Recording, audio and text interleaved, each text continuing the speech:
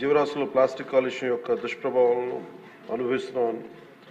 ఇది ప్రధాన ప్రజా ఆరోగ్య సమస్యగా మారింది.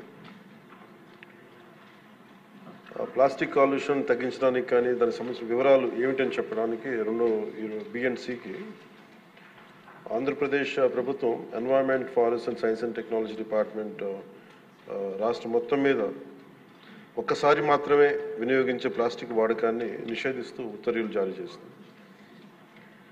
అలాగే ప్రభుత్వ ఉత్తర్వులు ఇచ్చిన సూచనలు అమలు చేయాలని municipal administration, urban development, Panchayati Raj వంటి అన్ని శాఖలను, ఇతర శాఖాధిపతులను కూడా జిల్లా కలెక్టర్లను ఆదేశించడం అయింది.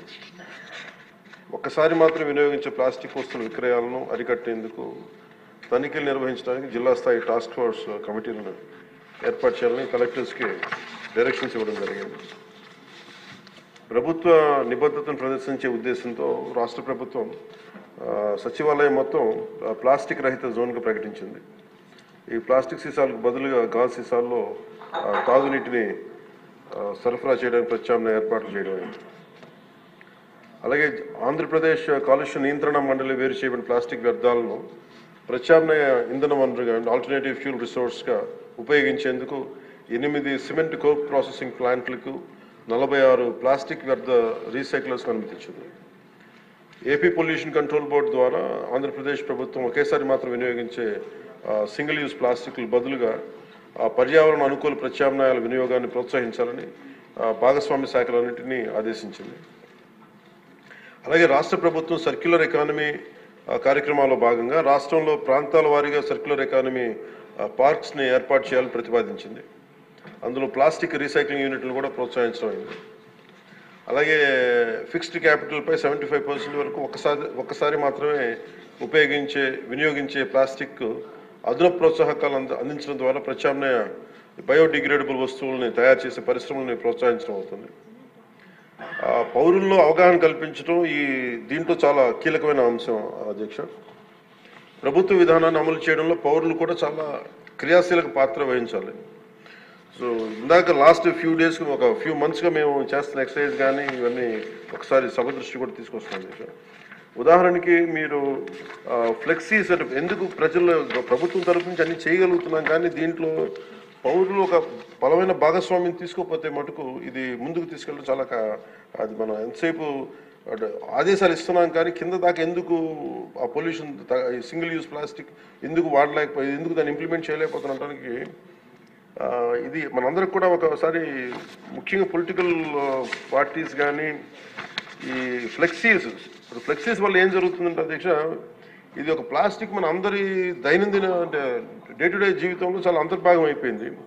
కూరగాయల్లో వాటి దగ్గర నుంచి నీళ్ళ బాటిల్స్ కావచ్చు, ఇయర్ బడ్స్ కావచ్చు, ప్లాస్టిక్ ప్లేట్స్, ప్లాస్టిక్ గ్లాసెస్ ఇవన్నీ సౌకర్యం కలిగిస్తున్నాయి. కానీ ఈ టెంపరీ సౌలభ్యం ఇది పర్యావరణాన్ని కలుషితం చేసుకుంటా చివరికి ఇది ఏ స్థాయికి వెళ్ళిపోయిందంటే ఇది ఒక్క ప్లాస్టిక్ మనం భూమిలో మనం ఇమ్మటానికి కనీసం 300 years పడుతుంది అధ్యక్ష.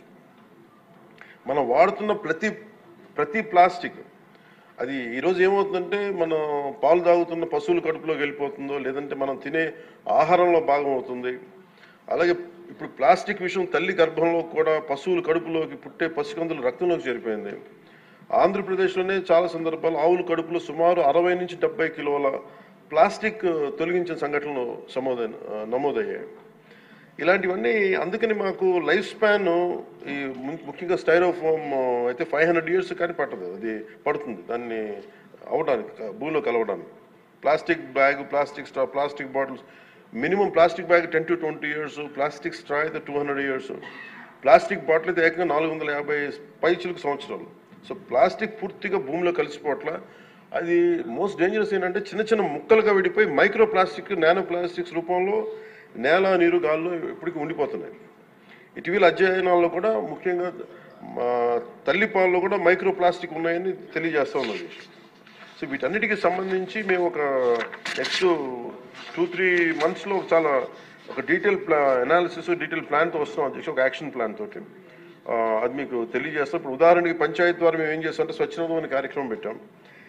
ఏవైతే ప్లాస్టిక్ వ్యర్థాల నుంచి నిత్యావసర వస్తువులు పొందుతూ ఉన్నారు, ఇది ఒక అవగాహన పెంచుతున్నాం. ఈ చెత్తను సేకరించి అలవాటుని పెంపొందింపజేస్తున్నాం. ఉదాహరణకి ప్లాస్టిక్ ఫ్రీ తిరుమల కాన్సెప్ట్ ద్వారా అంటే ఒక టెంపుల్ మనం తిరుమలకి వెళ్తే ఈరోజు మనం వెళ్ళి చూస్తే భక్తులు ఎవరు బాటిల్స్ కవర్స్ తీసుకెళ్ళకుండా ప్రత్యామ్నాయం గాజు సీసాలు పేపర్ క్లాత్స్ బ్యాగ్స్ వాడుతున్నారు. సో లక్షలాది భక్తులు క్రమశిక్షణతో నియమాన్ని పాటిస్తూ ఉన్నారు. సో మన రోజువారీ జీవితంలో ప్లాస్టిక్ ప్రత్యామ్నాయంగా చెరుకు పిప్పి తాటాకులు కానీ వెదురు ఇట్లాంటి ఇత్యాది బయోడిగ్రేడబుల్ తోటి సేమ్ ఇదే తయారు చేసుకోవచ్చు. సో ప్లాస్టిక్ని నిరోధించాలంటే ముందుగా మూలాలపై దృష్టి సారించాలి. దానికి ప్రత్యామ్నాయ పరిశ్రమలకి సర్క్యులర్ ఎకానమీ పెద్దపీటలు వేయాలి. సో ఆ దిశగా గౌరవ ముఖ్యమంత్రి గారు కూడా వాటిని ముందుకు తీసుకెళ్తారు ఈ పథకాల ద్వారా. అలాగే పర్యావరణ పరిరక్షణ మా సహకారాన్ని అందిస్తూ ఉన్నాం. దీన్ని అందరం సద్వినియోగం చేసుకోవాలి. కాదు దీన్ని ప్రజలు కీలకమైన భాగస్వామ్యం ప్రజల్లోనే ఉంది. అలాగే ప్రత్యేక ప్రోత్సాహాలు విస్తృతంగా అమలు చేయడం ద్వారా పారిశ్రామిక వర్గాలను ఆకర్షించాలి. అప్పుడు ప్రజల ఆలోచన విధానంలో కూడా మార్పు అవసరం. ముందుగా మనకి యాజ్ ఎమ్మెల్యేస్గా కానీ గౌరవ ప్రతినిధులుగా కానీ ఇది మనందరం ఒకసారి మీ దృష్టి ద్వారా అందరికీ గౌరవ సభ్యులందరూ తెలియజేస్తాం. అధ్యక్ష, ఇక్కడ మనం సచివాలయం ఇక్కడ అసెంబ్లీలో కానీ ఎక్కడ ప్లాస్టిక్ని వాడటం నిషేధించడం అయింది. ముఖ్యంగా ఈ మేజర్ ప్రాబ్లం ఎక్కడ వస్తుందో ఫ్లెక్సీల ద్వారా వస్తుంది.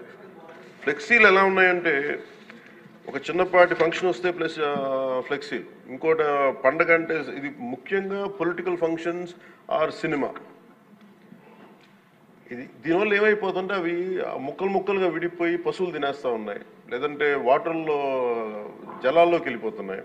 ఇది ఒక పెద్ద ఇష్యూ అయిపోయింది. అందుకని మీ ద్వారా గౌరవ శాసనసభ్యులు కూడా ముందు గౌరవ ప్రజాప్రతినిధులు కనుక నిజంగా కొంత పాటించగలిగితే అంటే ఫ్లెక్సీలు కూడా బయోడిగ్రేడబుల్ ఒకసారి ఫ్లెక్సీల్ని గత ప్రభుత్వం కూడా బ్యాన్ చేయడానికి ప్రయత్నం చేసింది. అది ఒక ఎంప్లాయ్మెంట్ ఇష్యూ అవుతుంది. చాలామంది దాని మీద ఆధారపడిన వ్యక్తులు ఉన్నారు. అందుకని బయోడిగ్రేడబుల్ ఫ్లెక్సీస్ని ఎలా తయారు చేయాలని కూడా ఒక అఫీషియల్స్ కూర్చొని దాని మీద ఒక చర్చ జరుగుతుంది. దాని మీద ఒక పాలసీ రూపొందించబోతున్నాం. అలాగే లోకల్ బాడీస్లో గ్రామ పంచాయతీల్లో ఇప్పుడు ఉదాహరణకి గ్రామాలు క్లీన్గా ఉంటే నిర్మల్ గ్రామ పురస్కారం ఎలా ఉంటుందో అలాగే ఈ ప్లాస్టిక్ రహిత గ్రామాలకి ప్రత్యేక ఇన్సెంటివ్ ఎలా చేయాలని కూడా ఆలోచిస్తున్నాం. అధ్యక్ష, ముఖ్యంగా స్వచ్ఛరథం ఇందాక మీకు తెలియజేశాను. ఇప్పుడు ఇన్ఫార్మల్ వ్యవస్థగా ఉన్నదాన్ని దీన్ని ఫార్మలైజ్ ఎలా చేయాలి, ఈ రద్దీ కలెక్టర్స్ దగ్గర నుంచి ఈ ర్యాక్ పికింగ్ చేసే వాళ్ళ దగ్గర నుంచి దాన్ని ఒక ఎకనామిక్ ఎంప్లాయ్మెంట్కి ఎలా చేయాలని కూడా రాష్ట్ర ప్రభుత్వం ఆలోచిస్తుంది. అధ్యక్ష, అలాగే PR&RDలో దాదాపు 1.3 lakh ఉద్యోగులు ఉన్నారు. అలాగే సర్పంచ్లు కావచ్చు, ఎంపీటీసీలు కావచ్చు, లోకల్ బాడీ స్ట్రెంత్ 1.22 lakh జనం ఉన్నారు. అధ్యక్ష, సో వీళ్ళందరినీ కలుపుకొని we want to create one motivation program, ఒక అవగాహన సదస్సులు ముందు ప్రజాప్రతినిధులు అందరికీ ఇచ్చి దాన్ని అది ప్రజల్లోకి తీసుకెళ్లాలని చాలా చిత్తశుద్ధితో ఉన్నాం, త్రికరణ శుద్ధిగా ఉన్నాం. అలాగే 13,326 పంచాయతీల్లో దాదాపు ఇప్పటికి 10,800 డంపింగ్ యార్డ్స్ ఉన్నాయి. వీటికి యూటిలైజేషన్లో స్టాండర్డ్ ఆపరేటింగ్ ప్రొసీజర్ని కూడా తీసుకెళ్తున్నాం. అధ్యక్ష, దీనికి అందుకని ఇది ప్రజల్ని భాగస్వామ్యం చేసేలాగా అంటే వీఆర్ వెరీ క్లియర్, చాలా స్పష్టంగా ఉన్నాం. ప్రత్యేకించి ఇది ఈ పర్యావరణ శాఖ కింద ఉంది కాబట్టి నేను దీన్ని బాధ్యత వహిస్తున్నాను కాబట్టి మీ అందరి సహకారం కావాలి. అధ్యక్ష, దీన్ని ఇంకొక మీ దగ్గర నుంచి కోరేది కూడా ఏంటంటే on record I would like to say ఇంకొక నెక్స్ట్ అసెంబ్లీ సెషన్లో పర్యావరణం మీద లేదంటే కాలుష్యం మీద మీరు ఒక ప్రత్యేకమైన చర్చ జరగాలి దీని మీద. ఎందుకంటే ఇది అవగాహన మీరు చూస్తే చాలా చాలా కీలకం. ఇది మనం డబ్బులు చూస్తున్నా అభివృద్ధి చూస్తున్నా కానీ తద్వారా వచ్చే కాలుష్యం ఏంటో మనం చూడట్లేదు. నిజంగా తల్లి మనం తాగే పాలలో కూడా అంత కాలుష్యం పెరిగిపోయింది, తిండిలో కాలుష్యం పెరిగిపోయింది, క్యాన్సర్స్ పెరిగిపోతూ ఉన్నాయి. ఇది గౌరవ సభ్యులు దీన్ని ప్రస్తావించినందుకు దీన్ని మనస్ఫూర్తిగా వారికి నా అభినందనలు ధన్యవాదాలు తెలియజేసుకుంటున్నాను సార్. అధ్యక్ష, మీకు థ్యాంక్ యూ.